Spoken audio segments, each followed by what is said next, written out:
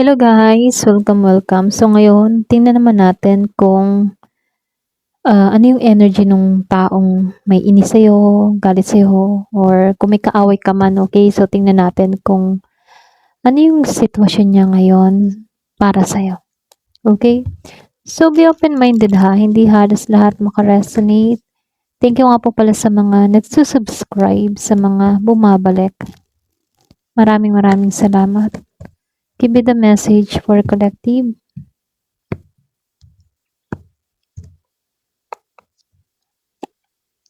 Strength reverse. 8 of water reverse. So, meron nung nakitang Leo, water sign, Scorpio, Cancer, and Pisces. Meron ding fire sign ha, Aries, Leo, Sagittarius. Malakas dito yung Taurus, merong earth sign, Virgo, Capricorn, Taurus, Aquarius, Gemini, and Libra.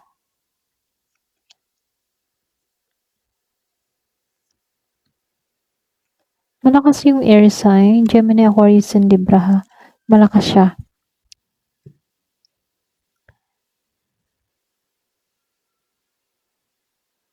Earth sign, Taurus, Virgo, Capricorn. Halos lahat naman nandito.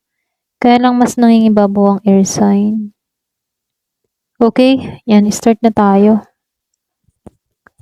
Yung iba sa inyo, no, kung may kaaway ka or may naiinis sa'yo dito, yung energy niya rito, sa strength reverse, apektado siya sa'yo, ha? Okay, kung wala kang idea, apektado siya sa'yo, sa presensya mo.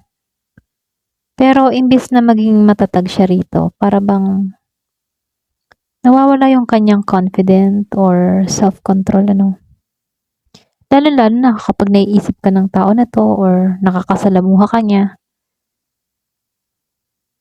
Para bang na-insecure siya. Pero dito,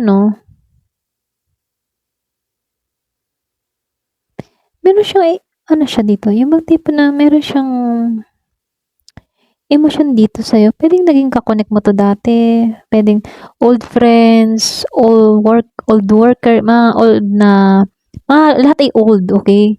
Lumang katrabaho, lumang kaibigan, lumang lovers, ganon.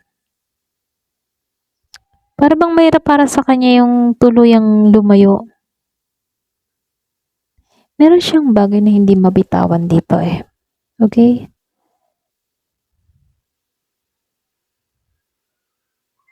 Pero naging masaya tong tao na to nang magkasama kayo or meron kayong interaction ng taong ito. Kasi nagpapakita rin ito ng enjoyment or friendship. So yung iba sa inyo naging friendship din to sa'yo, okay? Yung bang tibagang nagitong comfortable sa'yo sa presensya mo before, okay? Naging din siyang masaya sa'yo, ganyan. Pero bang nag-happy-happy din kayo, ganyan. Kaya lang dito, sa Ace of Fire, meron tong nararamdaman sa'yo Malakas kasi yung energy ng attraction. Pwedeng kahit siya naiinis sa'yo, meron tong nararamdaman sa'yo. Or pwedeng ex-lovers mo to, okay, na nagkaroon kayo ng away, gulo. Malakas pa rin yung energy ng attraction Pero bang na-excite pa rin siya pag meron siyang nakikita sa'yo, nababalita sa'yo. Nagkakaroon siya ng bagong sigla, okay, or nararamdaman dahil din sa'yo. Kahit baga inis, di ba? Yung the more you hate, the more you love, ganon. Ganon yung energy nito. So, dito, kasi dito sa Page of Water, nahirapan tong ipahayag yung kanyang tunay na nararamdaman Yan yung clue. Pwedeng naging immature to before or sabihin na nahiya siya na ipakita yung kanyang emosyon or yung kanyang damdamin. Pwedeng hindi siya showy, okay, sa kanyang feelings, sa kanyang saloobin. Pero sinisikap naman ng tao na 'to na balansehin yung kanyang damdamin. Yung bang hindi siya basta-basta nagpapadala sa kanyang emosyon. Kahit may nararamdaman siya, ikinokontrol niya yung kanyang damdamin. Excuse me. Kaya naman pala 'no, dito sa Nine of Swords, nasaktan 'to sa'yo. Para bang nagdulot ka rin ng overthinking sa kanya. Marami din 'tong inisip tungkol sa sitwasyon ninyo. Nahihirapan din 'to, ha. Meron akong nakitang Gemini energy. Pero napakataas ng tingin ng tao na 'to sa'yo, ha, in fairness. Nakikita ka niya bilang isang inspirasyon, ha.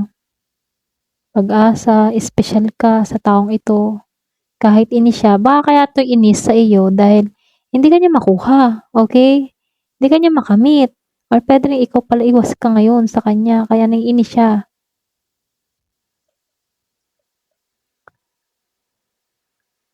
Pero dito 'no, may possibility na ayaw niya kasi sundin yung tamang paraan, okay? Yung like na halimbawa gusto ka or magkaaway kayo, yung tamang paraan, mag-sorry, humingi ng tawad, ayaw niya ng gano'n. Para bang ma-ego din siya rito 'no or puwedeng matigas lang din ang ulo.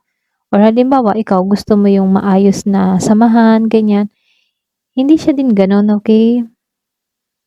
Or halimbawa ikaw gusto mo yung tamang yung magsasama ng maayos, okay? Yung may basbas ng simbahan, mga gano'n. Siya ayaw niya ng gano'n, parang gusto niya muna yung halimbawa live-in muna or kilalanin ng bawat isa o magsama muna, gano'n bagay yung gano'n, okay? Or hindi siya or puwede ring against siya sa mga gano'n, sa mga kasal-kasal, gusto magsama na lang muna, mga ganyan. So, nakikitaan ko dito 'no, maaaring nakaramdam din 'to ng kakulangan, insecurity, okay, insecurity, ganyan. Pakiramdam kasi ng tao na 'to baka hindi siya yung sapat para sa'yo or hindi niya maabot yung standard na nakikita niya sa'yo. Puwedeng kita niya sa'yo na kahit kasama mo siya before 'no, meron ka pa ring hinahanap, meron ka pang inaasam-asam na gano'ng partner, mga gano'n. So, kung ikaw yung mahilig sa mga Korean na parang may mga talagang Mr. Right, mga ganyan ano, nakikita niya dun na parang naghahanap ka pa ng mas higit sa kanya. Ayun, kaya dito parang nababa yung kanyang confident, okay? Pero dito 'no, unti-unti naman 'to naghihilom dito. Para bang ano man yung naranasan niyang pagkadismaya, sakit na naidulot ng pagkakahiwalay-hiwalay niyo, unti-unti naman siyang bumabangon sa ngayon. Pero may interes siya sa'yo, ha. Wala nga lang siyang aksyon. 'Di man nawawala yung interes sa'yo ng taong ito. Kumbaga tinamaan 'to sa'yo, ha. Earth sign, Taurus, Virgo, Capricorn. Marami siyang plano ngunit hindi pa alam kung paano ba ito isasakatuparan. Okay, puwedeng marami siyang mga ninanais sa'yo, marami siyang gustong mangyari sa inyong dalawa pero hindi naman niya alam kung paano, gano'n. Nasaktan 'to, ha, sa Three of Air. Kumbaga, nasaktan mo yung damdamin din ng tao na 'to or puwede ring ikaw nasaktan ka rin, okay? Para bang meron ditong nalungkot, nabigo, posible yung sugatan yung emosyon, gano'n. Kung ano man yung naging sitwasyon niyo, natamaan mo yung kanyang emosyon, okay? Sugatan pa rin yung kanyang damdamin, gano'n. Pero dito 'no, sa loob-loob ng tao na 'to para bang nagtatalo. Para bang alam mo yun, parang nagtatalo yung loob niya. Para ba siyang natatakot sa pagkatalo, natatakot siya sa rejection, natatakot siya na hanggang dito na lang kayo magtapos, gano'n. Pero ito yung maganda, itong Wheel of Fortune ano. Meron ditong simbolo ng pagbabago, ha.